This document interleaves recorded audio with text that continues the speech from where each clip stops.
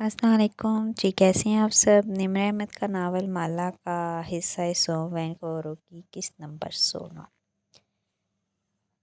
अपने तन्हा टावर से रापेंजल बाहर देखती थी, अपनी सच्ची मोहब्बत की मुंतज़िर। इस जम की सज़ा काटते हुए जो उसने किया ही नहीं था। वो नगमे गुनगुनाते हुए जो कोई सुन नहीं पाएगा, भूले हुए फूलों की तरह वो मुरझा रही थी। जैसे जैसे सरमा उसके दिल में दाखिल हो रहा था और जो दीवारें उसने खौफ से खड़ी की थी वो गिरने को थी। बस काश वो तैयार हो एक नए आगाज़ के लिए। सहरा की हवा जैसे जैसे इसके दरवाजे के बाहर फैली रेत पर तस्वीरें बना रही थी। वो कुदरत को अपना खेल खेलते देख रही थी और जान गई थी कि इसकी दीवारें कुछ भी नहीं है सिवाय दीवारों के। उसे उम्मीद थी कि एक दिन कोई आएगा उसकी तरफ, उसकी तकलीफ़ में घिरे अकेले जहन को निजात दिलाने के लिए। उसे उम्मीद थी कि कभी कहीं कोई आएगा उसको ये बताने के मोहब्बत नहीं है सिर्फ अंधों के लिए। कई बरस पहले एक दफ़ा का जिक्र है कि वो लकड़ी का कॉटेज जंगल के दरमियान अंदर झांको तो इस रोशनी का मंबा आतिशदान में सुलगती लकड़ियाँ थी। वक्फे वक्फे से इनसे चटकने की आवाज़ भी सुनाई देती। वहाँ कुछ और भी सुलग रहा था। किचन काउंटर के पीछे खड़े बीरबल फरीद की आंखें प्याले में कुछ फेंटते हुए उसने सुलगती निगाहें उठा के अपने भाई को देखा, फिर हाथ की पूछ से पेशानी पे आई घुंघराली लट पीछे की। ज़रा सी चॉकलेट कनपटी पर अपना दाग छोड़ गई। बीरबल को मालूम नहीं हो सका, बस अफसोस से पोने वाला सर हिलाया और प्याले पे झुक गया। एक बच्चे को ब्रादर्स ग्रिम्स का विजन कौन सुनाता है। वह खफकी से गोया हुआ रापेंजल की कहानी का इतना तफरुक वो मजीद नहीं सुन सकता था। पाकिस्तान के सामने विंग चेयर पर नीम दराज था, ऐसे के पैर ओतोमन पर रखे थे और एक बाजू पर हलाल सर रखे लेटी थी। दोनों के ऊपर कंबल था। वह घुंघरैली लड़को उंगली पर लपेटती छत को देख रही थी और माहिर किताब को। माहिर बीरबल ने नापसंदीदगी से टोकना चाहा, लेकिन वो इसे सुने बगैर किताब से पढ़ता जा रहा था। कहानी में मौजूद रापेंजल अब बड़ी हो चुकी थी और इसके बाल इस टावर से भी लंबे हो चुके थे जिसमें वो कैद थी। जब जादूगरनी को टावर में दाखिल होना होता तो वो पुकारती, रापेंजल्स रापेंजल्स, अपने बाल नीचे कराओ। वो किताब से हर पहर पढ़ रहा था। रापेंजल के बाल लंबे और खूबसूरत थे, सुनहरे रेशमी धागों जैसे। जब वो जादूगरनी की आवाज़ सुनती तो अपनी चोटी खोल देती, फिर बालों को खिड़की की हुक के साथ एक गिरा देकर नीचे गिरा देती। यूँ जादूगरनी ऊपर चढ़ आती। फिर कुछ साल यूं ही गुजर गए। खिड़की के बाहर बर्फ़ के नन्हे नन्हे गाले गिर रहे थे। चंद टुकड़े शीशों से चिपक जाते, फिर वो पिघल कर दराम से नीचे गिर जाते। एक दिन एक शहजादा घोड़े पर सवार इस जंगल में सफ़र करता हुआ इस तरफ आन निकला। हलाल ने एकदम चेहरा ऊंचा करके उसे देखा। शहजादा उसको बचाने आया था। उसकी आंखों में चमक उतरी। माहिर ने कहानी रोकी और गहरी सांस ली। हाँ, कहानियों में शहजादे बचाने आ जाते हैं, और असल में उसने रुक के सोचा, हर एक के लिए नहीं आते, मगर मेरे लिए आएगा। हलाल ने मुस्कुरा कर पलकें झपकाई। वो भी मुस्कुरा दी और वापस पढ़ने लगा। शहजादे ने वो नगमा सुना जो वो गुनगुना रही थी। वो बहुत खूबसूरत था। वो टावर के नीचे खड़ा उसे सुने गया। वो इस टावर पर ऊपर चढ़ना चाहता था, लेकिन कोई और दरवाज़ा नहीं था। उसे दरवाज़ा मिल जाएगा, वो बड़बड़ाई। कुछ था अजीब सा जो माहिर ने पहलू बदला। तवज्जो कहानी पर मजबूर रखना चाहिए। शहजादा इस वक्त वापस चला गया, लेकिन वो नगमा उसको इतना पसंद आया कि वो हर रोज़ जंगल में जाके उसको सुनता। एक दफ़ा वो जंगल में एक दरख्त के पीछे खड़ा नगमा सुन रहा था जब उसने जादूगरनी को देखा। वह रापुंज़ल को बाल नीचे गिराने का कह रही थी और फिर शहजादे के देखते ही देखते वो ऊपर चढ़ती गई। शहजादे ने सोचा कि अगर टावर में जाने की ये सीढ़ी है तो किसी दिन मैं वो भी अपनी किस्मत आजमाएगा। वो जवाबन कुछ बड़बड़ाई वो सुन नहीं पाया, किताब से पढ़ता गया। बीरबल की बड़बड़ाहट हनूस जारी थी। वो ब्रादर्स ग्रिम्स की अबाओजात तक पहुंच चुका था। अगले रोज़ अंधेरा होने से पहले शहजादा टावर तक गया और पुकारा, रापुंज़ल रापुंज़ल, अपने बाल नीचे कराओ। बाल नीचे आए और वो ऊपर चढ़ गया। रापुंज़ल पहले तो उसको देख के डरी, लेकिन वो इतना मेहरबान था कि इसका डर जाता रहा। उसने तय किया कि वो उसके साथ इसके मुल्क चली जाएगी, लेकिन इस टावर से जाने का रास्ता मालूम ना था। सो उसने शहजादे से कहा कि वो इसको हर रोज़ ज़रा सी रेशम लाद दिया करे ताकि वो इससे एक सीढ़ी कूद सके। आतिशदान से सुलगती लकड़ियों की चटकने की आवाज़ हनूस सुनाई दे रही थी। ہلال کنگریلی لٹ کے ساتھ کھیتی دور خلا میں کسی غیر مرئی نقطے کو دیکھ رہی تھی۔ جادوگرنی کو کئی روز تک معلوم نہ ہو سکا کہ کیا معاملہ چل رہا ہے، یہاں تک کہ ایک دن جب وہ راپنزل کے بالوں پر چڑھ کے اوپر آئی تو غصے میں راپنزل نے اسے کہہ دیا کہ تم اتنی بھاری کیوں ہو؟ شہزادہ تو میرے بالوں سے اوپر چڑھنے میں اتنا وقت نہیں لیتا۔ بیربل فرید نے بے اختیار ماتھے کو چھوا۔ وہ اتنی اسٹوپڈ کیوں تھی کہ اپنا راز خود ہی بتا دیا؟ ماہر نے ہلکے سے اشارے کہے۔ کیونکہ جس دور میں یہ لکھی گئی تھی کہانیوں میں عورتیں سادہ ہوا کرتی تھی، یا شاید اب وہ ڈرتی نہیں تھی۔ ہلال کی آواز بہت ہلکی تھی۔ دونوں نے بے اختیار اسے دیکھا۔ وہ ابھی تک چھت کو دیکھ رہی تھی۔ کچھ تھا اس کے انداز میں کہ ماہر نے پہلو بدلا۔ یہ بس ایک کہانی ہے ہلال، اس نے کتاب بند کی۔ بیبر پینٹری سے کچھ اٹھانے گیا تھا۔ صرف ایک کہانی، اس نے ہلال کو دیکھتے ہوئے زور دیا۔ ہلال نے دھیرے سے 2-3 دفعہ پلکیں جھپکائیں۔ وہ مجھے بچانے آئے گا لیکن پھر میرے ساتھ قید ہو جائے گا، ہم دونوں ایک ساتھ بڑے ہوں گے۔ کیا؟ اس کی آنکھیں 90 سے چھوٹی ہیں۔ ہلال نے اپنا چہرہ اس کے کان کے قریب کیا۔ وہ مجھے بچانے آئے گا۔ آواز سرگوشی میں بدل گئی۔ کون؟ اس کا نام بدر ہے۔ کون بدر؟ ماہر نے چونک کر اسے دیکھا۔ وی ول گرو اپ ٹوگیدر۔ وہ ہلکا سا مسکرائے۔ ماہر مسکرا نہیں سکا۔ شاید وہ ہر دوسرے انسان کی طرح خود کو کہانی کا مرکزی کردار تصور کرنے لگی تھی۔ یہ انسانی رویہ ہے کہ اس کو جو کہانی اچھی لگتی ہے وہ خود کو اس میں لے جاتا ہے۔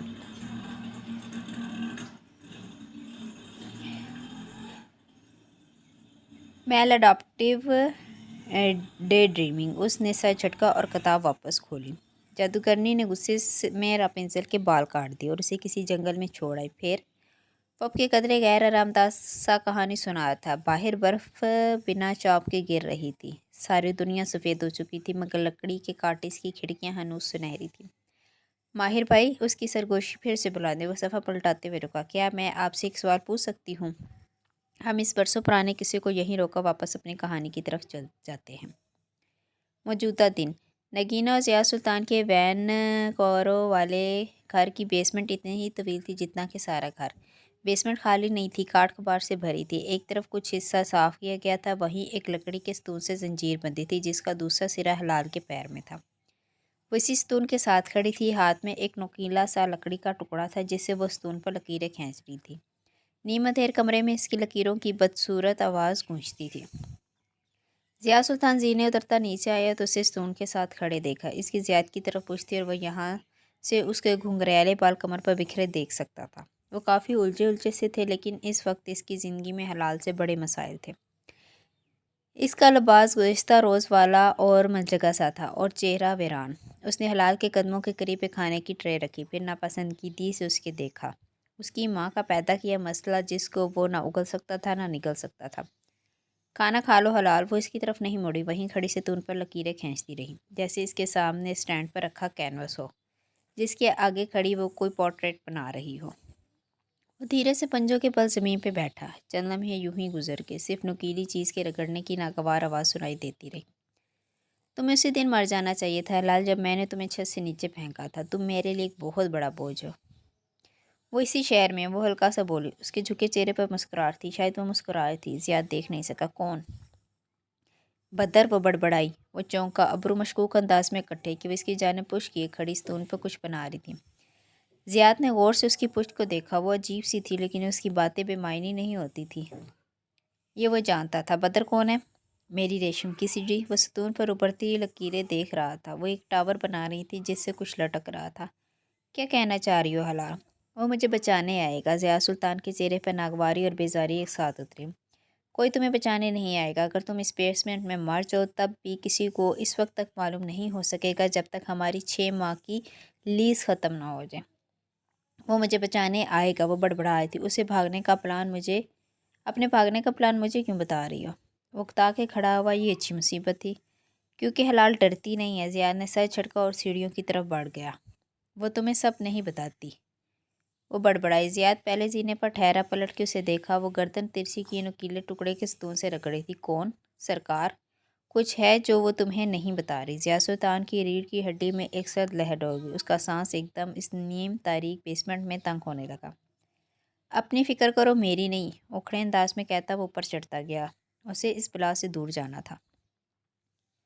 اس صبح جب وہ اپنی شفٹ پر مال میں داخل ہوئی تو انٹرس پہ بہت سی خوشبوؤں نے اس کا استقبال کیا۔ مال کا signature air freshener, perfumes, coffee beans के रोस्ट होने की महक, लेकिन उसे आज कुछ अच्छा नहीं लग रहा था। दिल भारी था, चेहरा भी दिल का आईना बना हुआ था। वो अपने काफ़ी बार तक आई तो सिंक पर एक स्प्रे बोतल धोती पेट्रिशिया ने गुस्से से देखा। माला सर झुकाए सियाह एप्रन बांध रही थी, उलझे उलझे बाल, चेहरे के वाजिया दाने और जर्द रंगत। 2-3 दिन ऑफ कर लेती। पेट्रिशिया की आवाज़ में अफसोस था। माला ने आंखें उठाई तो उसने देखा सब आंखों तले गहरे हल्के थे। मैं ठीक हूँ, वो संजीदगी से कहती एप्रन की गिरा बांधने लगी। फिर एहसास हुआ कि पेट उसे ही देख रही है। सवालिया अंदाज में उसे देखा तो उसने अबरू से शेल्फ की तरफ इशारा किया। माला ने चौंक कर उसकी निगाहों का ताक़ुब किया। वहाँ उसका नन्हा सफ़ेद गमला रखा था। वो यहाँ से भी देख सकती थी कि इसके नीचे एक जर्द नोट रखा दिखाई दे रहा है। ये किसने रखा है? तुम्हारे फ्रेंड ने, जो सारे स्टाफ को भारी टिप्स देकर गया था। उसने आंखें घुमाई। माहिर? माला ने गहरी सांस लेकर अफसोस से सर हिलाया, फिर गमले तक आई और नीचे रखा नोट निकाला। तुम लेट हो, दोबारा हुई तो JP किसी और को हायर कर लेगी, वो जो इसकी बात मानती होगी। और ना चाहते हुए भी मुस्कुरा दी। माँ बीमार थी, वो इन्हें दवा देकर सलाई और बाहर लान में कैब का इंतज़ार करने लगी। इसे काम करते हुए थोड़ा ही अरसा हुआ था और वो आज अपनी शिफ्ट पर नहीं पहुंचा था। उसे इस पर गुस्सा आ रहा था। उस रोज़ उसने स्टडी में कुछ कहा था, कुछ मबहम सा, काश हम मुख्तलिफ हालात में मिले होते। इसे मबहम बातों पर गुस्सा आता था। फिर गेट आहिस्ता से खुला और वो अंदर आता दिखाई दिया। तुम लेट हो? वह बस लान में चेयर पर बैठी खफा लग रही थी। आप मेहमानों में बिजी थी, वो गई तो मैं आ गया। इस बात का लेट होने से क्या ताल्लुक? मुझे काम था इसीलिए लेट हो गया। दोबारा मत होना वरना, कैफ ने बगौर उसे देखकर पूछा। वरना मैं किसी और को हाई कर लूँगी, वो जो मेरी बात मानता होगा। लाहौर और मुबीन मंजर की इस चांदनी रात का फसूल धीरे धीरे से फ़िज़ा में तहलील हो गया। उदासी से मुस्कुरा दी, फिर सर झटका और कलम से चंद अल्फाज नोट की पुष्ट पर घसीटे और उसे वापस गमले तले रख दिया। हेलो, आवाज़ पे वो चौंकी। कॉफ़ी शॉप के चौखटे के कोने में रखी कुर्सी मेज़ पर वो बैठा था, सब्ज़ भूरी आंखों वाला लड़का, कानों में एयरपोर्ट से का लैपटॉप सामने रखे। वो कॉफ़ी का घूंट पड़ते उसे मुस्कुरा कर देख रहा था। वो उसे कह रहा था या एयरपोर्ट्स के ज़रिए किसी कॉल पर था, वो फैसला न कर सके। हेलो कशमाला, उसने हाथ हिलाया, साथ ही निगाह कशमाला के एप्रन पर लगे नाम पे डाली। उसके गले में कुछ फंस सा गया, आंखों में नमी आ गई। बदिक्कत मुस्कुरा के सर हिलाया, फिर सर फ़ौरन ही झुका दिया। वो खुद को किसी गैर ज़रूरी काम में मसरूफ़ करना चाहती थी, लेकिन वो लड़का बदर, वो अपनी मेज़ से उठकर उसकी तरफ आ रहा था। उसके दिल पर किसी ने पैर रख दिया। आप कुछ कहना चाहती हैं कशमाला? माला ने निगाहें उठाई। वो मुस्कुराते हुए उसे देख रहा था। सॉरी, मुझे हमेशा ये लगता है कि आप मुझसे कुछ कहना चाहती हैं। उसने बदिक्कत आंखों को गीला होने से रोका, मुस्कुरा के नफ़ी में सर हिलाया। नहीं तो? उसे खुद भी मालूम था कि वो झूठ था। वो कुछ कहना चाहती थी लेकिन नहीं, अभी इसका वक्त नहीं आया था। आप मुझे जानती हैं? वो इसी आंखें छोटी करके देखने लगा जैसे पहचानने की कोशिश कर रहा हो। आंसू पलकों पे इकट्ठे होने लगे, लेकिन उसने सख्ती से गर्दन दाएं बाएं हिलाई। नहीं, बिल्कुल नहीं। Okay, thanks. वो मुस्कुरा के वापस अपनी कुर्सी तक चला गया। एक आंसू आंख से लड़का, लेकिन उसने बेदर्दी से थैली की पुस्से से साफ किया। माला, खफा आवाज़ पे वो चौंकी, जैसे डर गई। ऊंची आवाज़ें उसे इसी तरह डरा देती थी। उम्मीद है तुम पैसों का इंतज़ाम कर रही होगी। JP शॉप की सिकनी सुपरवाइज़र माथे पर बल डाले इसकी तरफ आ रही थी। उसने जल्दी से इस बात में सर हिला दिए। मैं 2 हफ्ते में इंतज़ाम कर लूँगी और फिर ये जॉब छोड़ दूँगी। वो इसे घूरते हुए आगे बढ़ गया। वो एक रैक में रखी चीज़ों को उलट पुलट कर रही थी। वो जानती थी कि उसे इस मुसीबत में किसने फंसाया था। निगाह उठा के माल के दूसरे सिरे पर डाली। वहाँ एक दूसरी शॉप में कैफ जमाल अपनी मखसूस जगह पर बड़जमा था। वो यहाँ बैठ कर उस पर नज़र रखता था, लेकिन आज वो इस तरफ मुतवज्जो ना था। वो एक लड़की के साथ खड़ा था, वैसी खदोखाल की कदरे फरेबा सी लड़की। वो इसे कुछ कह रही थी और वह सर हिला के सुन रहा था। दफ्तन माला को अपनी तरफ मुतवज्जो पाकर वो मुस्कुराया। उस लड़की से कुछ कहा। लड़की ने भी पलट कर उसे देखा और सर को उस बात में जम्बश दी, जैसे सलाम कह रही हो। पर रस्मन मुस्कुराए, सर को खम दिया, वस्सलाम। ये कौन थी? कुछ देर बाद कैफ उसके पास आया तो वो पूछे बिना ना रह सकी। रूबी मेरी क्लाइंट थी। अगले हफ्ते मैं इसकी शादी का फंक्शन शूट कर रहा हूँ। मेरे बारे में क्या बता रहे थे? यही कि अगर आप मेरे साथ शादी पे आई तो वो बुरा नहीं मनाएगी। मैं तुम्हारे साथ क्यों जाऊँगी? शादी वीकेंड पे आप फ्री होंगी और मेरा नहीं ख्याल कि आपको तन्हा घूमना चाहिए। कुछ था जो इसके अंदाज में बदला हुआ था, कुछ नर्म सा। सोचूंगी। वो सर झुका के काम करने लगी, फिर एहसास हुआ कि उसे देख रहा है। चौंका सर उठाया। आपकी तबीयत ठीक है ना? वह बगौर उसे देख रहा था। हाँ, मुझे क्या आना है? वो तलही से कह के पलट गई। काउंटर पे एक गाहक आ खड़ा हुआ था, उसे उसका ऑर्डर लेना था। कैफ जमाल ने अफसोस से उसे जाते देखा, फिर मोबाइल स्क्रीन पर नगार डाली। ज़ियाद का मैसेज आया हुआ था। वह मामूल के मुताबिक माला के बारे में पूछ रहा था। कैफ के माथे पर बाल पड़े। अब उसे अपनी बीवी का ख्याल आ गया। जब वो कल क्लिनिक में अकेली थी तब वो कहाँ था? जवाब दिए बिना वो वापस अपनी नशिस्त की तरफ बढ़ गया। मोहित दोपहर में उसे जैसे ही लंच से ब्रेक मिली, वो मोबाइल पर मोहित को कार में लाते हुए माल की राहदारी में आगे चलती आई। जेपी और कैफ जमात से दूर, जहां वो इसकी कॉल ना सुन सके। माला, मोहित ने जमाई लेते हुए जवाब दिया, वक्त तो देख लिया करो, अहम बात है। तुम्हारा केस चल रहा है माला, 2-3 हफ्तों में फैसला आ जाएगा, नकाह तनसीह हो जाएगा, डोंट वरी। वो नींद में था। मोहित, मुझे बाग में से अपना हिस्सा चाहिए। दूसरी जानब खामोशी छा गई। तुमने बाग बेचा था, वो इसे याद दिला रही थी। इन पैसों में मेरा हिस्सा था मोहित। वो राहदारी की सिरे पर खड़ी फ़ोन कान से लगाए हुई थी। तुम मुझे आधी रात को पैसों के लिए फ़ोन कर रही हो? मुझे पैसे चाहिए मोहित। उसकी आंखें भीगने लगी, गाल सुर्ख होने लगे।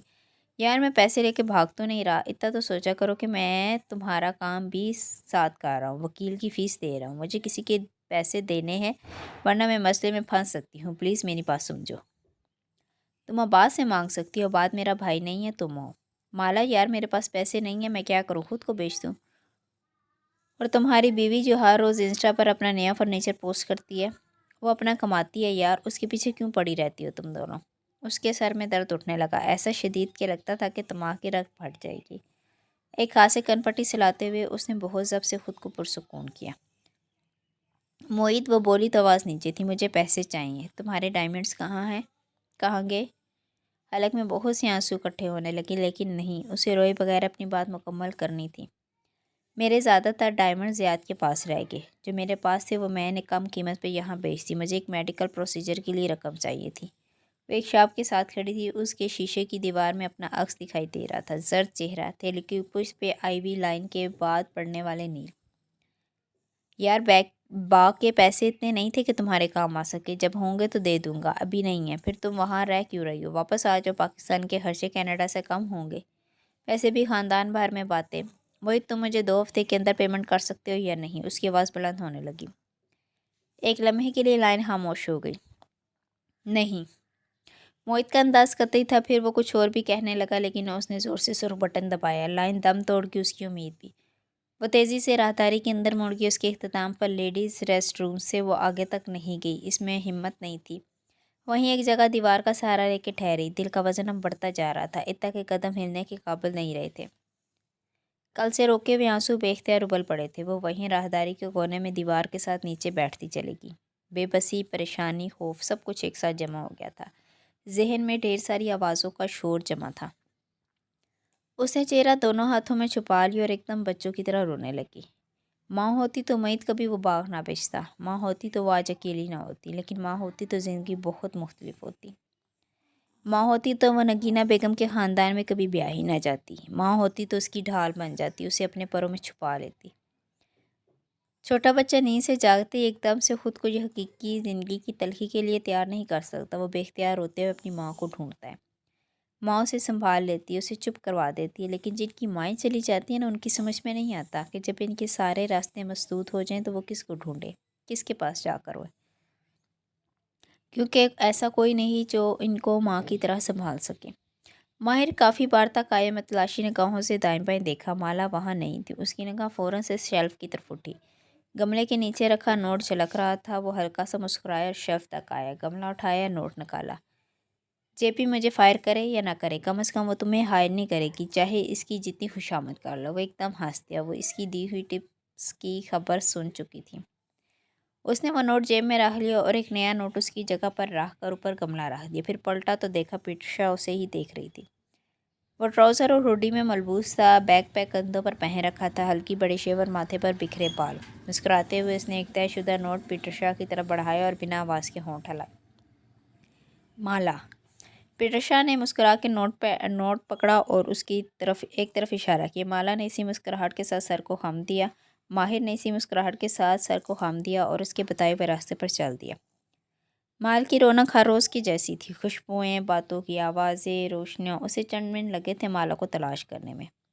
और जब इसे देखा तो कदम एकदम जंजीर हो गई। दाएं हाथ एक राहदारी अंदर जा रही थी। वो उसके कोने में बैठी थी, ज़मीन पर सर घुटनों पर रखे वो रो रही थी।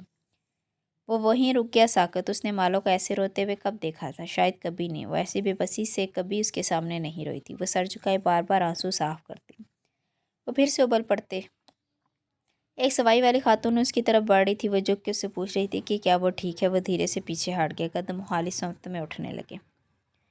माला ने जेपी के पैसे देने हैं। सुबह जेपी से तकाजा कर रही थी, शायद इसीलिए वो अपसेट है।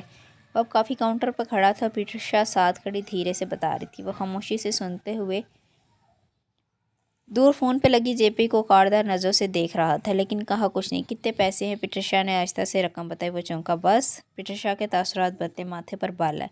वो जल्दी से संभला। मेरा मतलब है ये तमाम रकम है या सिर्फ एक किस्त? लेकिन वो पीटरशा की गुड बुक से निकल चुका था। वो नाक सिकोड़ के पलट गया। वो माला के फ्रेंड से सिर्फ एक प्रिविलेज इंसान रह गया था। तनख्वाह से तनख्वाह तक गुजारा करने वाले दूसरे इंसानों की तरह पीटरशा को भी दुनिया के सबसे बुरे इंसान ये प्रिविलेज लोग लगते थे। वो कुछ देर वहीं खड़ा कुछ सोचता रहा। उसे पैसों की ज़रूरत थी, लेकिन वो माहिर फरीद की मदद कभी कबूल नहीं करेगी। माही के पास शायद ये रकम ना हो। शायद माला की इनायत से मांगना गवारा न करती हुई। ऐसे में वो इसके लिए क्या कर सकता था? सिर्फ एक इंसान था जिसके पास वो इस वक्त जाना था जब वो कहीं और नहीं जा सकता था। वो फ़ोन पर एक नंबर मिलाते हुए कॉफ़ी शॉप से दूर हटाया। बोलो। मालिक फरीद की मसरूफ़ सी आवाज़ सुनाई दी। तुमने आखिरी दफ़ा माला का हाल कब पूछा था? एक लम्हे के लिए दूसरी जानिब खामोशी छा गई। इसके हाल को क्या हुआ? इसी स्पार्ट अंदाज में गोया हुआ। तुम बताओ मालिक, तुम उससे राब्ते में रहते हो, मेरे ऑफिस में बिना मुझसे पूछे उससे मिलते भी हो। तुम्हें मालूम होना चाहिए कि वो कैसी है और उसे कोई मसला तो नहीं है। मालिक फरीद ने कहा भरा। हूँ क्या? उसे कोई मसला दरपेश है और उसने तुम्हारी मदद लेने से इनकार कर दिया, इसलिए मुझे फ़ोन कर रहे। वो जैसे महफूज हुए थे। बताओ माहिर, मैं तुम्हारे लिए क्या कर सकता हूँ? वो चंद लम्हे खड़ा होन काटता रहा। उसे मालिक से दरख्वास्त करनी थी और ये सबसे मुश्किल कहा था। तुम उसको कॉल करके उससे पूछ सकते हो कि उसे किसी चीज़ की ज़रूरत तो नहीं। नहीं। मालिक फरीद के सर पर लगी तलवों पर बजी। क्यों? मैं बिना मांगे किसी की मदद नहीं करता। उसने फ़ोन कान से हटा के बेबसी भरे गुस्से से घूरा। तुम मेरे लिए इतना नहीं कर सकते कि उसको एक कॉल कर लो? नहीं। उसे मेरी मदद चाहिए होगी तो वो मुझे खुद कॉल कर लेगी। फिर उन्होंने कदरे तौक़ुफ़ किया। तलाक मुश्किल होती है। उसने अपनी मुश्किल खुद चुनी है। उसे इसमें से खुद निकलने दो। मुझे या तुम्हें इसका मसीहा बनने की ज़रूरत नहीं है। तुम दुनिया के सबसे बेहिस आदमी हो अब्दुल मालिक फ़रीद। मैं बेहिस के साथ खुद गर्ज भी हूँ। कुछ और कहना है या मैं फ़ोन रखूँ? माई ने बेजारी से कॉल खुद ही काट दी। इस इंसान को वो कभी नहीं समझ सकेगा। वो वापस कॉफ़ी शॉप के काउंटर के साथ आ खड़ा हुआ जब माला उसकी तरफ आती दिखाई दी। उसका चेहरा धुला आया और स्पार था। एक नज़र माहिर पर डाली और आगे बढ़ गई। तुम्हें काफ़ी चाहिए? वो सर झुकाए अपनी चीज़ें दुरुस्त करने लगी। कार्ड मशीन, कैलकुलेटर, कैश का दराज। उसकी नाक अभी तक सुर्ख थी। नो थैंक्स, मैं इस कॉफ़ी चेन की कॉफ़ी नहीं पीता। माला ने नकाब उठा के उसे देखा। मैं भूल गई थी कि तुम कॉफ़ी स्नूब हो। आवाज़ में नापसंदीदगी और तंज था। अगर तुम लोग इसरार करते हो तो पी लूँगा। वो कोहनी काउंटर पर जमाई ढिठाई से मुस्कुराए। मैं बिल्कुल नहीं इसरार कर रही। जेपी से कहो वो पिलाएगी तुम्हें कॉफ़ी। पीटरशा अपने स्याह फार्म कोम की तरह ऊंची आवाज़ में बोली थी। माला ने चौंके से देखा। वो नाक फुलाए एक कप पर मार्कर से कुछ लिख रही थी। वो मुस्कुरा दी। माहिर फरीद उसके नापसंदीदा अफराद की लिस्ट में शामिल हो चुका था। बहुत अच्छा हुआ। यहाँ क्यों आए हो? मुस्कुराहट दबाए उसने संजीदगी से पूछा। अब वो कदरे बेहतर दिखाई दे रही थी। तुम्हें कहीं लेकर चलना है। मैंने छुट्टी मांगी तो जेपी मुझे फायर करके किसी और को हायर कर लेगी। उसकी आवाज़ में तंज था। मैं उससे छुट्टी मांग चुका हूँ। चलो। अबरू से इशारा किया। वो चल लम्हे बेबसी भरे अफसोसों से देखेगी। वो ऐसा ही था। जब कैफ जमाल बनकर उसकी नौकरी करता था तब भी उसकी बात नहीं मानता था। अपनी मनवाता था। मैं नहीं जाना चाहती। लेकिन माहिर ने माल की एग्जिस्ट को जाती राहदारी की तरफ हाथ से इशारा किया। माला ने एप्रन की गिरा नोचने वाले अंदाज में खींची। ये तय था कि वो वहाँ से नहीं हटेगा। वो अपना सामान से मिटने लगी। पाई कशमाला। वो दोनों एग्जिस्ट की तरफ जाने लगे थे जब आवाज़ पे माहिर चौंका। काफ़ी बार के आखिरी मेज़ पे एक लड़का बैठा था, लैपटॉप सामने रखे कुछ टाइप करते हुए। उसने मुस्कुरा के कशमाला को हाथ लाया। इसकी मेज़ पर रखे कप का रुख यूँ मुड़ा हुआ था कि सिर्फ नाम का पहला हर्फ भी दिखाई देता था। बाय। माई ने बेख्तियार माला को देखा और हल्का सा मुस्कुरा के उसको जवाबन हाथ हिला रही थी। उसकी मुस्कुराहट कुछ मुख्तलिफ थी। कुछ था जो उसे गैर आरामदा कर गया। ये कौन था? वो राहदारी में उसके साथ चलते हुए पूछने लगा। तुमसे मतलब? सिर्फ पूछ रहा हूँ। माल में बैठ के काम कौन करता है? वो बस राहदारी की رکی اور سنجیدگی سے اس کی طرف پلٹی۔ اگر تم میری زندگی میں مداخلت کرو گے تو میں تمہارے ساتھ کہیں نہیں جا رہی۔ تمام۔ اس نے ہاتھ اٹھا دیا۔ میں یوں ہی پوچھ رہا تھا۔ وہ سر چٹک کے آگے بڑھ گیا۔ البتہ وہ دیکھ سکتا تھا کہ کچھ تھا جو اس کے انداز میں بدلا تھا، جیسے وہ احتراز برت رہی ہو، نگاہ چرا رہی ہو۔ اس نے پلٹ کے دیکھا، وہ لڑکا وہاں نہیں بیٹھا تھا۔ ہم کہاں جا رہے ہیں؟ پارکنگ میں پہنچتے ہی اس نے پوچھا تھا۔ اس لڑکی سے ملنے جس کے بارے میں تم ہر ایک سے پوچھتی آئی ہو سوائے میرے۔ وہ کار کے دروازے کے ساتھ رک کے ناسمجھی سے اسے دیکھنے لگی۔ سن گلاسیں لگاتے ہوئے ہلکا سا مسکرایا۔ سبرینا۔ وہ ایک وسیع اور سبزہ زار پر بنی 2 منزلہ عمارت تھی۔ لان میں رنگ برنگی سلائڈ اور دوسرے جھولے نصب تھے۔ اس وقت ان پر مختلف رنگ اور نسل کے بچے موجود تھے۔ کوئی سلائڈ لے رہا تھا، کوئی گرو بنا کے گول گول گھوم رہا تھا۔ عمارت کے عقب میں سرمئی پہاڑوں کی سفید چوٹیاں اور ان پر ادھری شام کی آخری روشنی دکھائی دے رہی تھی۔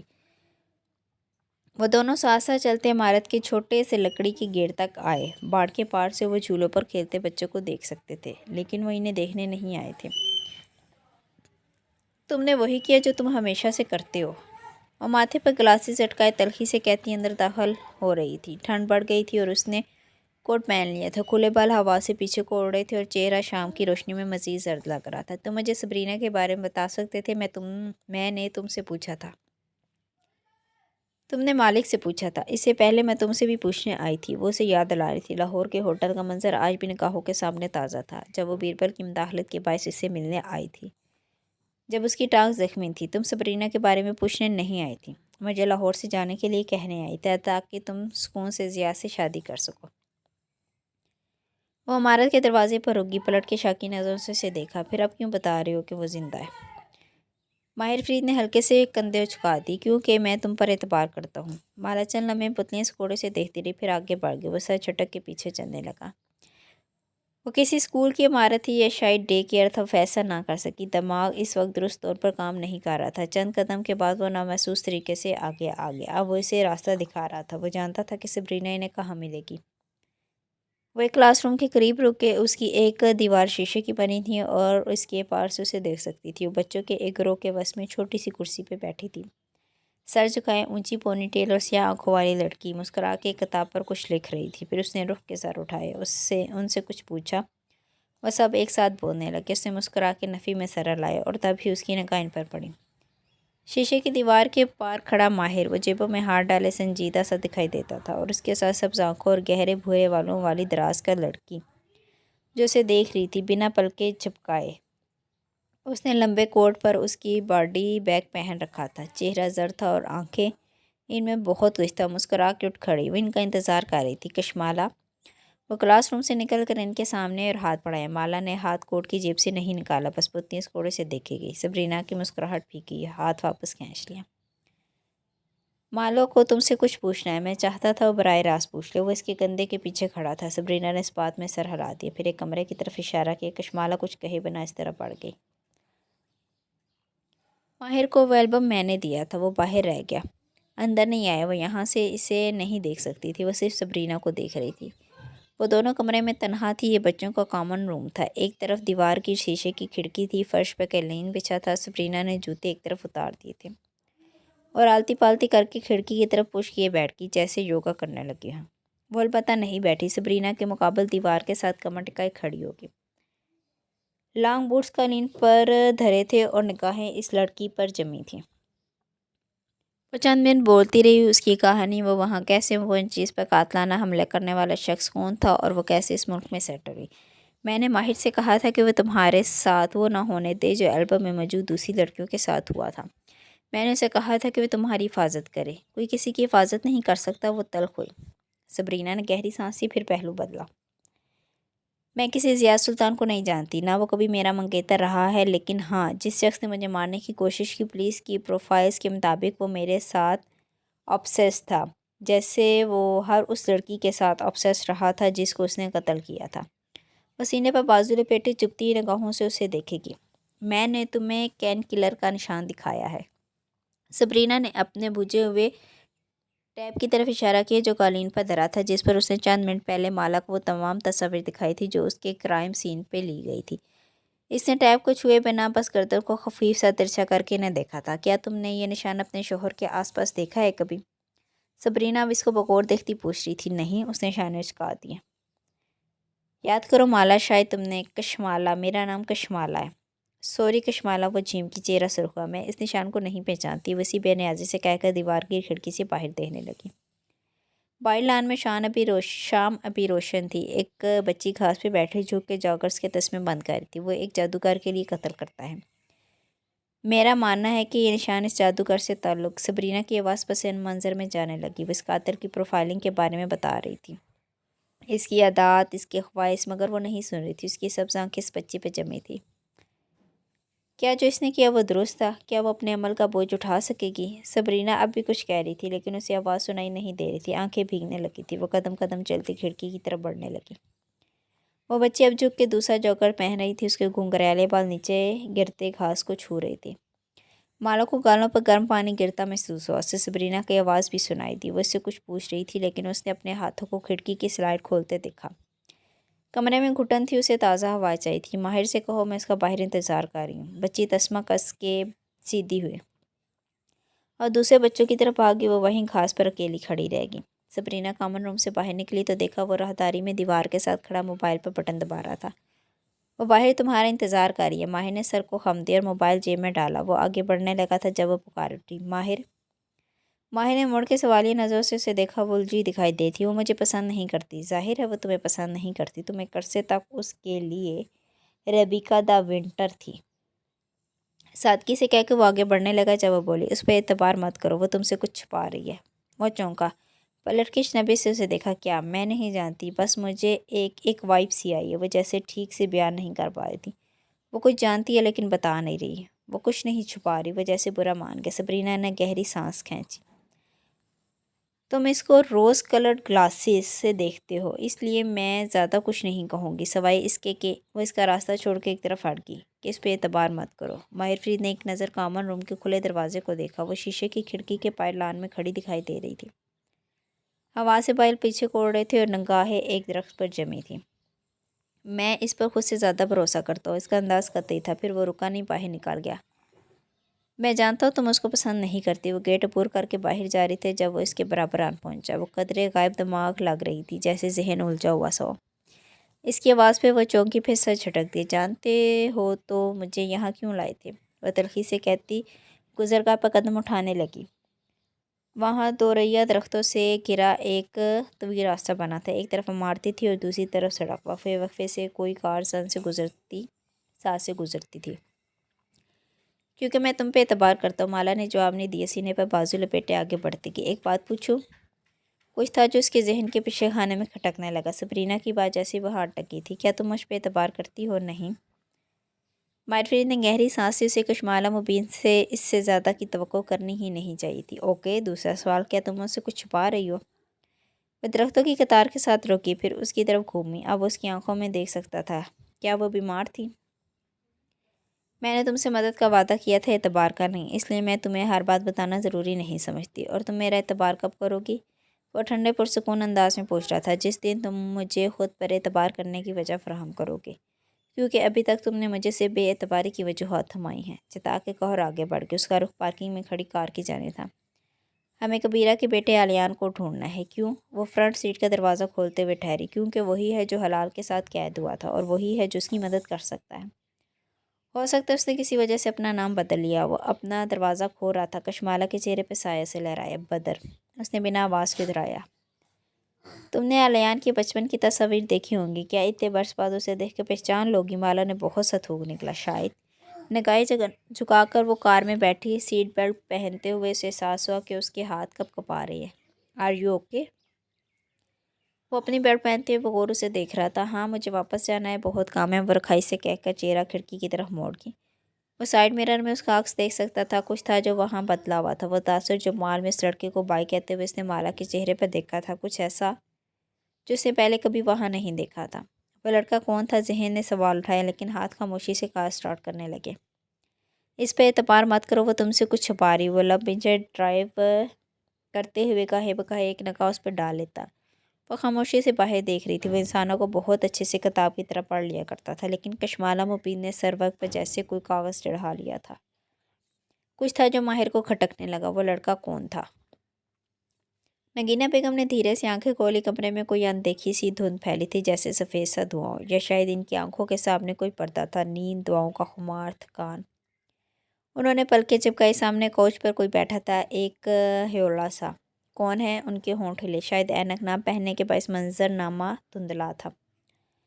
वो कोच पर एक ह्योले को देख सकती थी, खुली खाकी शर्ट और हमरंग ट्राउज़र्स, गर्दन में लपेटा स्कार्फ जिसके दोनों सिरे सामने को घेरे थे, और खुले बाल जो कैचर में आधे बंधे थे। वो टांग पर टांग जमाई वहाँ बैठी थी, साथ ही धीरे धीरे पैर चला रही थी। वो इस धुन में भी कशमाला मुबीन की सब्ज़ आंखें देख सकती थी। कशमाला, वो इनके सीने से होक सी निकली। क्या कुछ ना था इस होक में? दर्द, मलाल, ऐसा गम जो कभी नहीं मिट सकेगा। क्यों किया आपने ऐसे बेटे? अपने बच्चे की जान कौन लेता है? मैं 2 दिन से सोच रही हूँ कि क्या आप जानती थी? नगीना बेगम ने तकलीफ से करवट बदलनी चाहिए। इनके चेहरे का जला हुआ हिस्सा फैल के गर्दन और कान को लपेट में ले चुका था। जख्म कच्चे थे और इनसे बदबू उठ रही थी। ऐसी बीमारी लगी थी जो अब तक डायग्नोज नहीं हो पा रही थी। वो बच्ची बहुत कीमती थी। आंसू इनकी आंखों से फिसलने लगे। आप जानती हैं, है ना? वो सोचती नज़रों से इन्हें देख रही थी, पीछे को टेक लगाए, एक उंगली पर बाल लपेटती। क्या वो वाकई वहाँ थी या वो तसव्वुर कर थी? क्या सबरीना? नगीना बेगम ने धीरे से आंखें बंद की। रास्ता ख़त्म हो चुका था, आगे बंद गली थी। वो हमेशा मेरे अंदर उसकी परछाई तलाश करता था। वो इनको नहीं देख रही थी। उसकी आंखें खिड़की के ब्लाइंडर्स पर जमी थी जो आधे खुले थे। इनकी दर्जों में से रोशनी अंदर दाखिल हो रही थी। मुझे ऊंची पौनी बांधने को कहता था। जब मैं आंखों में गहरा काजल लगाती तो उसे अच्छा लगता। एक दफ़ा उसने कहा कि मैं स्याह लेंस इस्तेमाल करूँ तो ज़्यादा अच्छी लगूंगी। वो मेरे अंदर उसे ढूंढता था। नगीना बेगम की आंखें बंद थी। अब हर तरफ अंधेरा था। ऐसी मशीनों की बीप बीप सुनाई दे रही थी, या इस लड़की की आवाज़। वो उससे इतना ऑब्सेस था। फिर ये कैसे मुमकिन है कि आप ना जानती हो कि वो कहाँ है? वो खामोश अंधेरे में लेटी रही। वो पेपर वर्क तब्दील करवा सकती है, ज़ियाद की निगाह से छुप सकती है, मुसलसल दवाएं और इज़कार पढ़ने से आपकी मोखलों की निगाह से भी छुप सकती है, लेकिन किसी दिन तो बस कार भूली होगी। इतने बरस में किसी एक दिन तो उसने नागा किया होगा और आपकी मोखलों ने इसे ढूंढ निकाला होगा। हम उसी दिन से जानते हैं जब वो इस शहर में शिफ्ट हुई थी।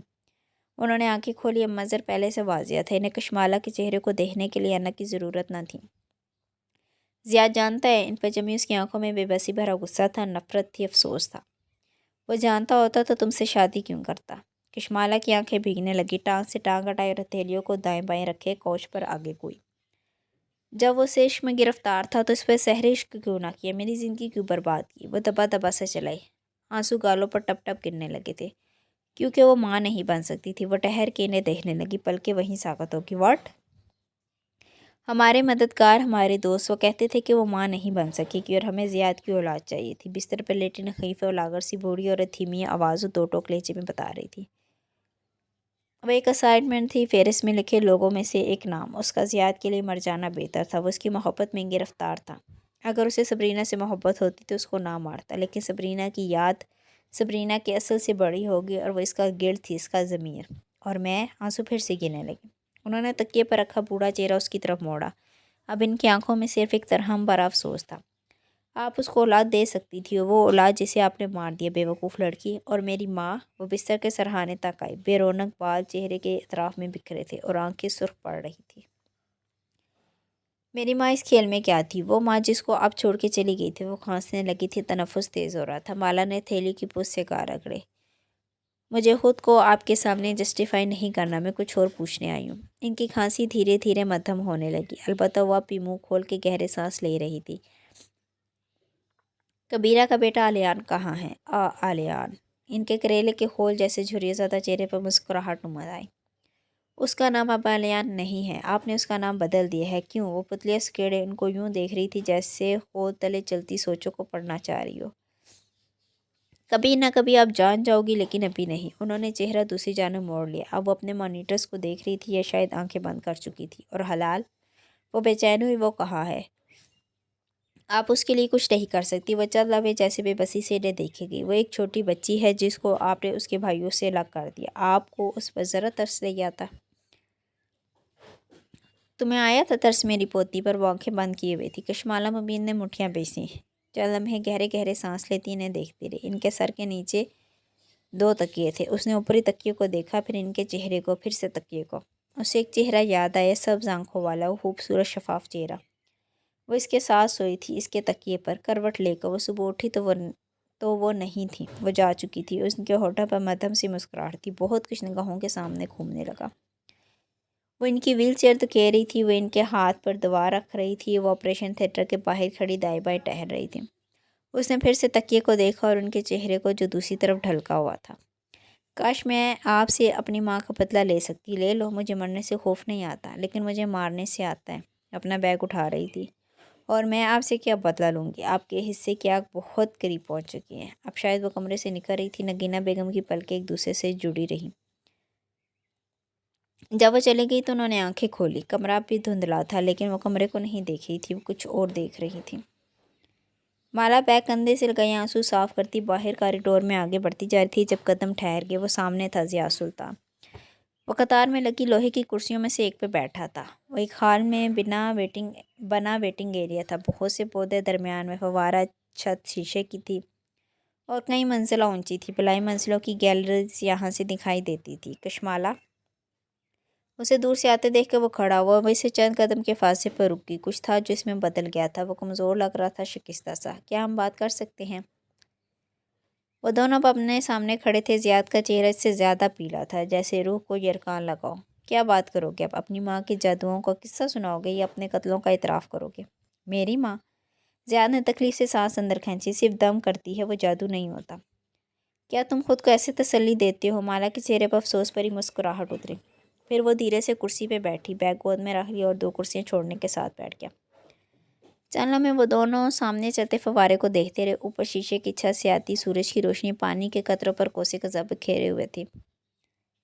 کیا تم کچھ دیر کے لیے میری بات سن سکتی ہو؟ اب میں تم سے نہیں ڈرتی ضیاء، جو کہنا ہے کہو۔ اس کی آنکھیں پانی کی دھار پر جمی تھیں۔ وہ ہوا میں اوپر اٹھی، پھر دھڑام سے نیچے، ہوش میں جا گرتی۔ اوپر نیچے؟ تم نے مجھے کیوں نہیں بتایا؟ وہ فوارے کے قدموں میں جمع ہوئے پانی کو دیکھ رہا تھا۔ وہ کم نہ ہوتا تھا نہ زیادہ۔ تم کیا کرتے؟ مجھے روکتے؟ ہوش کا پانی اس کی آنکھوں میں بھرنے لگا۔ مجھے بچے نہیں چاہیے تھے، ضیاء نے سر جھٹکا۔ تمہاری ماں کو چاہیے تھے۔ وہ کیا کرتی ہے بچوں کے ساتھ؟ مالا نے چہرہ موڑ کر اسے دیکھا۔ وہ نگاہیں جھکائے فوارے کے ہوش کو دیکھ رہا تھا۔ وہ اس کی آنکھوں میں نہیں دیکھ سکتا تھا، یہ طے تھا۔ میں نے اپنے بچے کو اس لیے مار دیا کیونکہ تمہاری ماں اس کو مجھ سے چھیننا چاہتی تھی۔ اس کا خون تمہاری ماں کے ہاتھ پہ ہے۔ آواز بھیگی اور آنسو گالوں پر لڑکنے لگے۔ ضیاء نے سر دونوں ہاتھوں میں گرا دیا۔ مجھے کسی بھی قیمت پہ یہ بچہ نہیں چاہیے تھا کشمالہ، تمہیں خود سے باندھنے کے لیے بھی نہیں۔ اسے اس کی آواز بھی بھیگی ہوئی لگی۔ وہ افسوس سے اس کے جھکے سر کو دیکھے گئی۔ اور اگر تم اسے رکھنے کا فیصلہ کرتی تب بھی میں اس بچے کی زندگی کا حصہ نہ بنتا، لیکن اس نے گیلی سانس ناک سے اندر کھینچی اور چہرہ اٹھایا تو وہ دیکھ سکتی تھی کہ اس کی آنکھیں بھیگی ہوئی تھیں۔ لیکن میں نہیں جانتا تھا کہ اسے مارنے کا غم بھی اتنا بڑا ہوگا۔ اب گردن اونچی کیے چھت سے آتی روشنی کو دیکھ رہا تھا اور وہ اس کے چہرے کو۔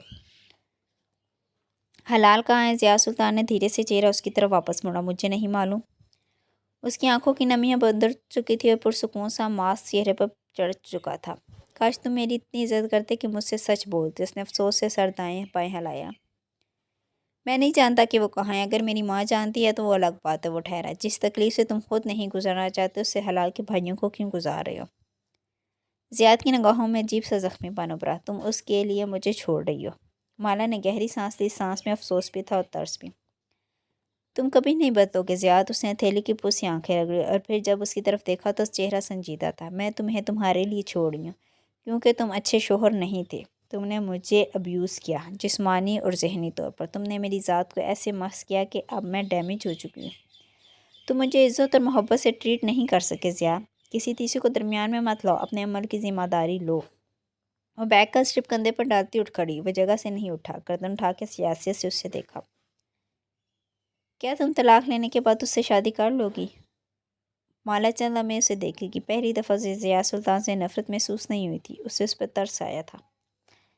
تم نے مجھے اس قابل نہیں چھوڑا کہ میں کسی بھی دوسرے مرد پر بھروسہ کر سکوں ضیاء۔ وہ تیزی سے اٹھا۔ اس کے چہرے پہ بہت کچھ ایک ساتھ ابھرا، امید، بے چارگی، خوف۔ میں کروں گا جو تم کہو گی، میں کروں گا۔ وہ اداسی سے مسکرائے۔ اب دیر ہو چکی ہے۔ کیا تم مجھے اس حالت میں چھوڑ دو گے جب میری ماں مر رہی ہے؟ کیا تم مجھے اس حالت میں چھوڑ دو گی جب میری ماں مر رہی ہے؟ میری ماں یاد ہے، وہ بھی مر گئی تھی۔ ضیاء سلطان نے سر جھکا دیا۔ چند لمحے وہ لب کاٹتا رہا۔ وہ اس کے جھکے سر کو دیکھے گی۔ فوارے کا پانی ایسے ہی اوپر سے نیچے گرتا رہا۔ میں خود کو بدل لوں گا۔ بہت دیر بعد اس نے چہرہ اٹھایا۔ اس پر امید تھی میں وہ ہر کام کروں گا جو تم کہو گی۔ وہ بنا پلکے جھپکائے اسے دیکھے کہ تم میرے لیے سب کچھ کرو گے، سب کچھ۔ بے بسی، بے چینی، منت، اس کی آواز میں سب تھا۔ پھر حلال کو اس کے بھائی کے حوالے کر دو۔ ضیاء سلطان کے کندھے ڈھلک گئے، چہرہ تاریک ہوتا گیا۔ تم اب بھی اس کے بارے میں سوچ رہی ہو؟ اگر تم چاہتے ہو کہ ہم دوبارہ سے ساتھ زندگی گزاریں تو؟ مالا بیگ کو ایک کندھے سے گزارتے ہوئے دوسرے پر پہن رہی تھی۔ حلال کو چھوڑ دو، میں واپس آ جاؤں گی۔ تم اب بھی اس کا سوچ رہی ہو؟ بے یقینی سے اسے جاتے دیکھ رہا تھا۔ وہ اب دروازے کی طرف جا رہی تھی۔ کشمالا، اس نے پکارا لیکن وہ نہیں رکی۔ وہ جہاں تھا وہیں کھڑا رہا۔ حلال کو چھوڑ دو، میں واپس آ جاؤں گی۔ اور یہ اسی وقت تھا جب کیش جمار کا میسج اس کے فون پر موصول ہوا۔ زیاد نے جن چلا کے فون دیکھا۔ مجھے اس ہفتے کی پیمنٹ ابھی تک نہیں ملی زیاد بھائی، اس سے بہتر تھا میں ماہر فرید کے ساتھ ڈیل کر لیتا، کیف نے آڈیو میں بہت تلخی سے کہا تھا۔ ضیاء سلطان نے جواب نہیں دیا۔ اس نے فون جیب میں ڈال دیا۔ مالا کے جانے کے بعد انہوں نے آنکھیں کھولی۔ کمرہ اب بھی دھندلا تھا لیکن وہ کمرے کو نہیں دیکھ رہی تھی، وہ کچھ اور دیکھ رہی تھی۔ جانے سے پہلے وہ انہیں کس آگ کا ڈراوا دے رہی تھی، وہ کس اچھائی اور بھلائی کی بات کر رہی تھی۔ یہ دنیا نگینہ سلطان کے لیے ہمیشہ سے آگ تھی۔ دھندلے کمرے میں کوسے قزاق کے سارے رنگ بکھرنے لگے۔ ہر روشن ذرے میں ایک تصویر کہانی پنہاں تھی۔ وہ کمرے میں دائیں بائیں گھومنے لگی، ایک کے بعد ایک۔ وہ ایک زر سا باورچی خانہ تھا، ایک طرف سے کھلا، چھوٹی چوکی پر بیٹھی روٹی لگاتی عورت، چولہے سے نکلتا دھواں، وقفے وقفے سے بھوری لکڑیوں کو پنکھے سے ہوا دیتی، آتش تیز ہو جاتی۔ قریب میں ایک دبلی پتلی سانولی سی لڑکی بیٹھی تھی، 11-12 برس کے۔ وہ انگاروں کو چولہے کے نیچے سے اٹھ کر فضا میں غائب ہوتے دیکھ رہی تھی۔ دفتر روٹی پکاتی عورت اس کی طرف پلٹی۔ نگینہ، مجھے وہ پرات اٹھا دے۔ جی امی۔ وہ اٹھ کے باورچی خانے کے اندرونی حصے میں آئی۔ یہاں کھلے دروازے سے برآمدہ دکھائی دیتا تھا، طویل برآمدہ جس کے سامنے کوئی جالی نہ تھی، فاصے فاصے پر رکھی چارپائیاں اور ان پر دھرے جامنی کو تکیے۔ لڑکی کی نگاہیں ان چارپائیوں تک جا پھنسی، وہاں تکیے سے ٹیک لگائے کلف لگے سفید شلوار قمیض میں ایک ادھیڑ عمر آدمی بیٹھا تھا، جس کے سیاہ جوتے چمک رہے تھے۔ وہ ساتھ بیٹھی گلابی پھول دار لباس والی عورت سے بات کر رہا تھا، جس کی کلائی میں سونے کے کنگن تھے۔ دبلی پتلی لڑکی کی آنکھیں اس آدمی کے ہاتھوں پر ٹھہر گئیں، چہرے پر ہراساں سا تاثر ابھرا۔ ہاتھ میں پکڑی سلور کی پرات اٹھائی تو اپنا عکس نمایاں ہوا، گردن کے نیچے نیل کے نشان اور ایسے کئی زخم جو دن کی روشنی میں نہیں لگائے جاتے۔ آنکھیں بھرنے لگی، وہ سر جھکائی، پرات لی، پلٹ گئی۔ کوسے قزاق کے رنگ بدلنے لگے، ذرا توڑ اڑ کے ایک دوسری شکل بنانے لگے۔ وہ ایک گدلے پانی کی کچی نہر تھی اور اس پر بنا مٹیالہ سا پل۔ وہ پل سے ہٹ کر ایک درخت تلے بیٹھی تھی، اس کی چوٹی اب قدرے لمبی اور رنگا سانولی تھی، دھوپ سے چہرہ سڑ گیا تھا۔ دور سامنے ایک مزار دکھائی دے رہا تھا، جس کے ساتھ بنے درخت پر مختلف کپڑوں کی قطرینیں بندھی تھیں۔ وہاں ایک کمرے کے باہر قطار لگی تھی، وہ یہاں سے بھی دیکھ سکتی تھی کہ اس کی ماں وہاں بیٹھی آنے والوں کو قطار میں لگا رہی تھی۔ پیر صاحب سب کا مسئلہ سنیں گے، تم اندر جاؤ، تم یہیں ٹھہرو۔ نہیں، پہلے تم ادھر۔ وہ باری باری کسی کو اندر بھیجتی، کسی سے پیسے لے کے ایک ڈبے میں ڈالتی۔ دبلی پتلی لڑکی سوچتی آنکھوں سے عورتوں کے اس گول کو دیکھ رہی تھی۔ کوسے قزاق کے رنگ سرمئی ہونے لگے، ایسے جیسے ایک روشن دن پر سیاہ بادل چھا گئے ہوں۔ وہ ایک کچا مکان تھا جس کے کمرے میں اندھیرا تھا، لالٹین کی روشنی دیوار پر اونچے سائے گرا رہی تھی اور چھت لیٹی آنکھیں کھلی آنکھوں سے چھت کے لینٹر دیکھ رہی تھی۔ ساتھ لیٹی ماں نے کروٹ بدلی، اس کی آنکھیں کھلی دیکھ کر ابرو برہمی سے کٹھے ہوئے۔ سو جا نگینہ، کیا سوچیں سوچ رہی ہے؟ پیر صاحب کیا کرتے ہیں امی؟ پیر صاحب نہیں کہتے، سرکار کہتے ہیں۔ ماں نے گرکا آواز میں عقیدت دارائی۔ سرکار کیا کرتے ہیں؟ علاج، دم، تعویذ۔ اور تم جو لوگوں کے گھر جاتی ہو، تم کیا کرتی ہو؟ مجھے علم آتا ہے، لیکن بس اتنا کہ کسی کا مسئلہ حل ہو جائے، چوری کا سراغ مل جائے۔ اور سرکار؟ ان کے پاس بڑے جنات ہیں، وہ سارے مسئلے حل کر سکتے ہیں، وہ میرا کوئی بھی مسئلہ حل کر دیں گے۔ اتنا نہ سوچا کر، دماغ کو جنات چڑھ جائیں گے، چل سو جا۔ اس نے کروٹ بدل کے آنکھوں پر بازو رکھ لیا، لیکن نگینہ کی آنکھیں کھلی تھیں۔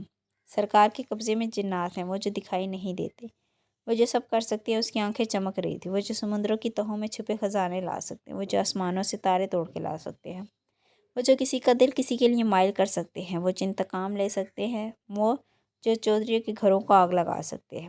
مجھے بھی جنات چاہیے امی، وہ بڑبڑائی، لیکن ماں نے نہیں سنا۔ اس کی آنکھیں بند تھیں اور خراٹے گونج رہے تھے، اس کے خراٹوں میں مشین کی بپ بپ گڑمڑ ہونے لگی۔ نگینہ بیگم نے آنکھیں کھولی اور کوسے قزاق آنکھ بن کے ان کے بالوں میں اتر آئی۔ وہ دبلی پتلی لڑکی جانے کب جھریوں زدہ دہرے اور سفید بالوں والی یہ نحیف اور لاغر عورت بن کے اسے معلوم ہی نہ ہو سکا۔ زندگی پلک جھپکنے میں گزر گئی تھی۔ انہوں نے بدقت کروٹ لینا چاہیے، تکلیف سے کرانے کے۔ انہوں نے پلکیں بند کی۔ وہ سونا چاہتی تھی، لیکن نیند کسی الویژن کی طرح تھی۔ वो थी और नहीं थी, क्या वो सो रही थी, क्या वो जाग रही थी? बल्कि खोली तो मंजर बदल चुका था। वो अस्पताल का कमरा न था, वह एक धूल उड़ती लंबी कार थी जो ऊंचे खुले गेट से अंदर दाखिल हो रही थी। एक सुनहरा दिन, धूल का बादल। वो अपने दुपट्टे का कोना मुंह में दबाए लड़की जो दालान में लगे दरख्त के पीछे से झांक रही थी। धूल का बादल छटा, कार का दरवाज़ा खोला और वो बाहर निकला। गोरा चिट्टा, लंबा, ऊंचा, सन ग्लासेस लगाए। किसी मुलाजिम ने पीछे से किसी से सरगोशी की। ये बड़े साहब का भतीजा है सुल्तान, दुबई से आया। वो यकटक उसे देख रही थी। सारी दुनिया बस इसके सन ग्लासेस के शीशे में मुकीद हो चुकी थी। धूल चटने लगी, अस्पताल के कमरे की सफ़ेदी वापस आने लगी। स्टाफ और नर्स इनके इर्द गिर्द खड़े थे। ज़ियाद इनको सहारा देकर उठा रहा था। व्हील चेयर सामने थी। इंदरानी इनको जूते पहना रही थी। वो इन्हें किसी टेस्ट के लिए ले जा रहे थे। भूरी धूल एक दफ़ा फिर छाने लगी। कोसे कज़ा के सारे रंग मज़ार के सामने लगे दरख्त पाबंदी कतरनों में उतरते गए। वो दम तोड़ती शाम की हवा में झूल रही थी। मगरिब छा रही थी। रशब छट चुका था। आज उसकी माँ वहाँ नहीं थी, इसीलिए वो इधर मौजूद थी। अंदर हाल कमरे में सरकार अपने मेंबर पर बरजमान थे। साथ एक मुरीद बैठा बेजार सा इसे देख रहा था। वो दो जानों में इनके सामने बैठी थी। ज़िया दुपट्टा सर पर लपेटे हुए चेहरे पर उम्मीद और बेबसी लिए कह रही थी, मुझे एक इंसान चाहिए सरकार। मुरीद ने हफ्की से उसे कुछ कहना चाहा, लेकिन उन्होंने अंगूठियों वाला हाथ उठा के रोका। वो सियाह लंबे बालों और सुरमा लगी आंखों वाला हट्टा कट्टा सा इंसान था।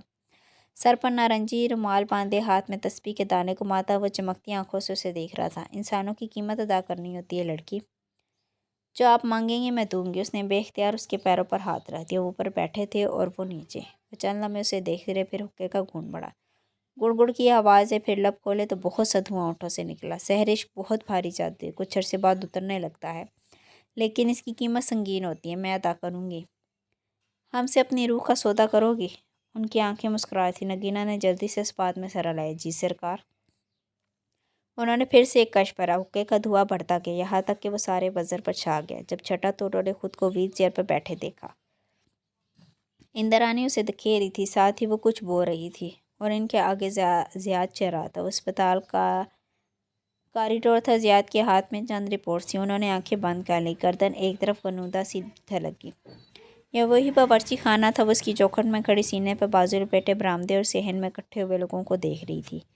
बस में चारपाई पर कफन में लिपटी लाश रखी थी और वो सोने के कंगन वाली औरत इसके सरहाने बैठी ऊंची आवाज़ में बयान कर रही थी। लाश के चेहरे का एक हिस्सा कफन से अच्छी तरह लपेटा गया था। बेचारे मलिक साहब बाथरूम में गीज़र फटने से हलाक हो गए। आधा चेहरा जल गया इनका। वो औरतें क्रीम में खड़ी सरगोशियाँ गा रही थी, इसीलिए मेरा घर वाला गीज़र लगवाने के ख़िलाफ़ है। तुमने सुना नहीं? मौलवी साहब की बीवी कह रही थी कि जिन्नात का काम लगता है। ऐसे कैसे अचानक से गीज़र? स्याह दुपट्टे वाली लड़की महत्म मुस्कुराहट के साथ खड़ी इस मंजरनामे को देखेगी। फिर वो बावर्ची खाने की तरफ पलट गई। दुपट्टे की गिरा से एक पुड़िया निकाली, पीसी हुई चीनी और ट्रे में रखी चाय की प्यालों में से एक में घोल दी। कुछ देर बाद वो ट्रे ली मर्दों के गिरोह की तरफ बढ़ी थी। वो गोरा लंबा सा सुल्तान वहीं बैठा था। उसे वो कप निकाल के उसके सामने किया।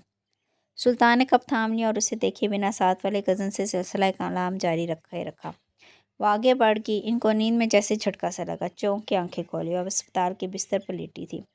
सफ़ेद कमरा अब भी धुंधला था और चेहरा इसकी जलन बढ़ गई थी, यूं जैसे जिस्म के एक तरफ खोलता हुआ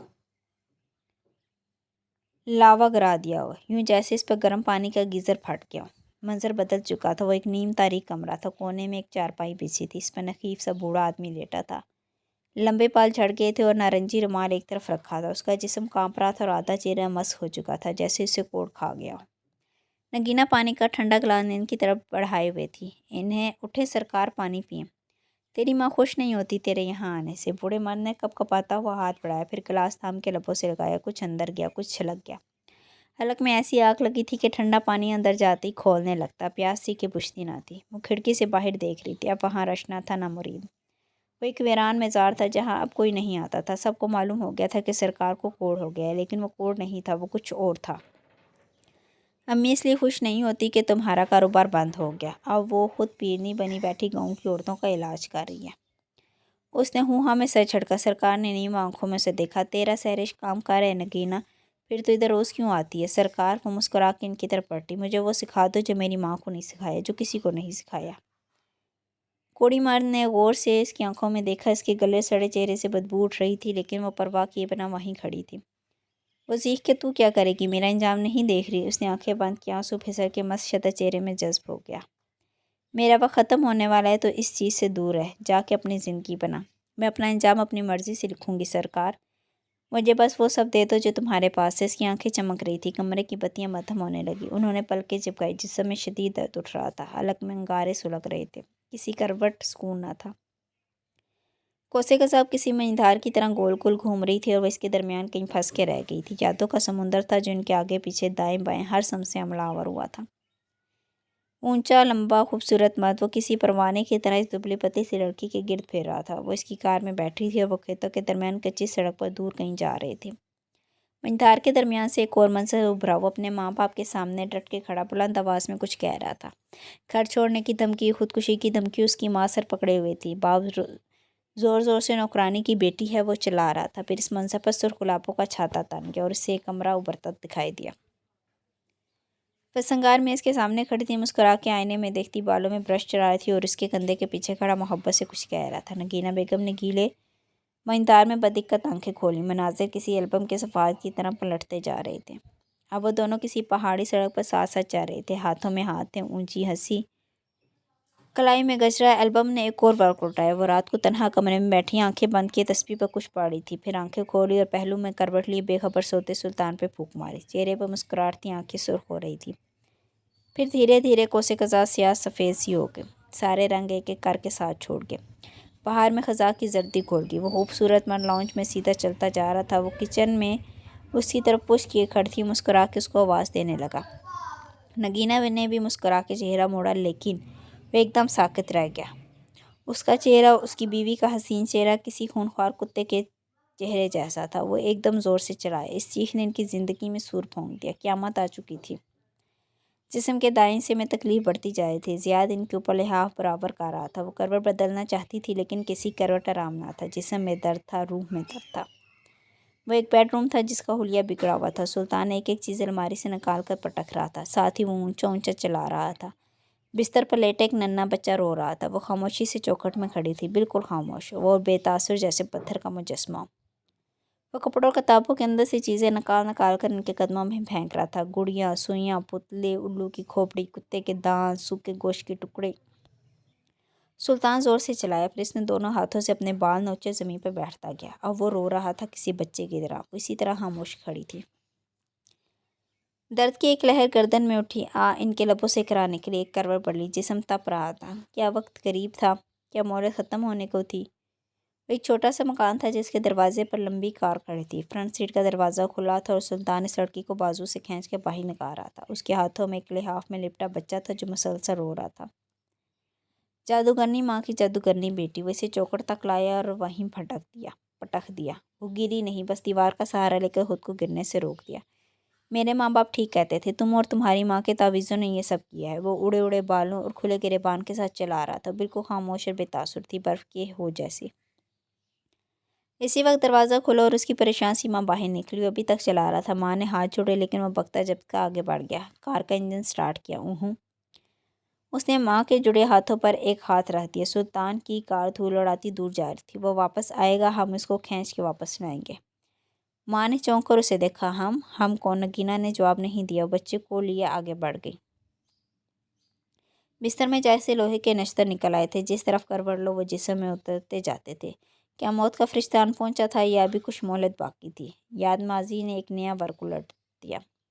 وہ نیا کلف لگا لباس پہنے دروازے کے باہر کھڑی تھی، بچہ گود میں تھا، اس کی ماں پریشان سی ساتھ کھڑی تھی۔ وہ کار واپس آ گئی تھی۔ سلطان چپ چاپ باہر نکلا اور فرنٹ سیٹ کا دروازہ کھول دیا۔ اس کے کندھے ڈھلکے ہوئے تھے اور چہرہ گمسم۔ کہا تھا نا وہ آئے گا۔ اس نے بس مسکرا کے ماں کو دیکھا۔ تو نے یہ کیسے کیا نگینہ؟ ماں کی آنکھوں میں خوف بھر آیا۔ سرشک اتر جاتا ہے لیکن زبان بندی کا جادو برسوں چلتا ہے ماں۔ کاش تو سرکار سے یہ سیکھ لیتی۔ وہ سرگوشی میں کہہ کر مسکرائی اور آگے بڑھ گئی۔ سلطان کسی معمول کی طرح فرنٹ سیٹ پہ بیٹھا کار سٹارٹ کر رہا تھا۔ وہ بالکل خاموش تھا، پھر خاموشی ٹوٹی۔ میں ساری عمر تم سے نفرت کروں گا، کار سڑک پر ڈالتے ہوئے وہ بول اٹھا۔ کرتے رہو، مسکرا کے کھڑکی سے باہر دیکھنے لگی۔ سلطان کی آنکھیں بھیگنے لگی۔ اس نمی میں غصہ تھا، نفرت تھی اور مجبوری تھی۔ اسے آنکھیں بند کرنے سے خوف آتا تھا، پلک جھپکتا تو وہ آ جاتے تھے، اس کو ڈرانے، اس کو جان سے مارنے۔ وہ اس پر بوجھ ڈالتے تھے، اسے نگینہ کو واپس لانا تھا، اپنی زندگی میں وہ بے بس تھا۔ منظر تبدیل ہوتا گیا، بچہ بڑا ہو چکا تھا، وہ ایک میز پر کاپی رکھے ہوم ورک کر رہا تھا، ساتھ میں بیٹھا سلطان ہاتھ میں چھڑی لیے اسے گھور رہا تھا۔ گزرتے وقت نے اس کو بوڑھا کر کے وقت سے پہلے ڈھال دیا تھا۔ رنگت کلملا گئی، شخصیت مان پڑ گئی، ایک ایک کر کے وہ رشتے سے کٹتا گیا۔ وہ اپنی بیوی کا غلام تھا، ایسا غلام جو اس سے نفرت کے باوجود اس کے جنگل سے دور نہیں جا سکتا تھا۔ تیز لکھو تیز، سلطان اس بچے کو دیکھتے ہوئے پھنکارا۔ بچے نے ڈرتے ڈرتے اوپر دیکھا، وہ چھڑی بہت قریب تھی، اس کا حلق سوکھنے لگا۔ وہ جلدی جلدی کاپی پر پینسل گھسیٹنے لگا۔ کچن سے نکلتی نگینہ بیگم نے خاموشی سے یہ منظر دیکھا اور آگے بڑھ گئی۔ یہ ان کی پڑھائی کا وقت تھا، سرکار کو مرے برسوں گزر چکے تھے اور انہوں نے خود کو سرکار بنا لیا تھا۔ ان کا رخ سیڑھیوں کی جانب تھا، نیچے بیسمنٹ میں ان کا کام ان کا منتظر تھا۔ سارے مناظر بجھتے کوئلوں کی طرح ٹھنڈے پڑتے گئے، لیکن جسم کے اندر سلگتی آگ بڑھتی جائے تھی۔ کیا وقت قریب تھا؟ انہوں نے آنکھیں بند کر لی۔ کیا مہلت ختم ہو چکی تھی؟ نہیں، انہیں کچھ وقت مزید چاہیے تھا، انہیں ایک آخری کام ابھی کرنا تھا۔